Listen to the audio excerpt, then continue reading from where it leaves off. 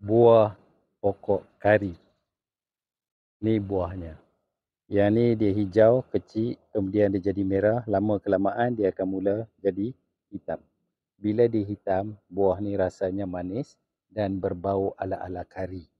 Jadi, apa khasiat buah ni kalau kita tengok? Ni keadaan dia. Dan dia rasa manis kari. Buah kari. Ni biji dia. Biji ni boleh kita semai. Dia akan tumbuh jadi pokok kari.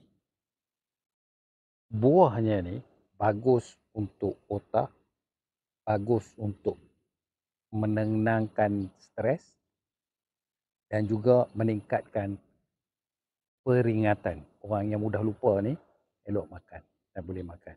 Bijinya tak disyorkan makan. Isinya sedap, buah kari. Biji kita semai bagi jadi pokok.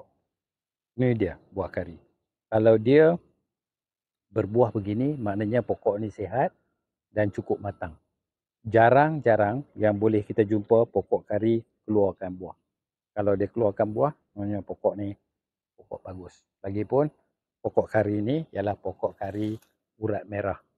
Urat dia merah. Ni bagus untuk buat apa-apa perubatan atau dalam petua. InsyaAllah, wallahi.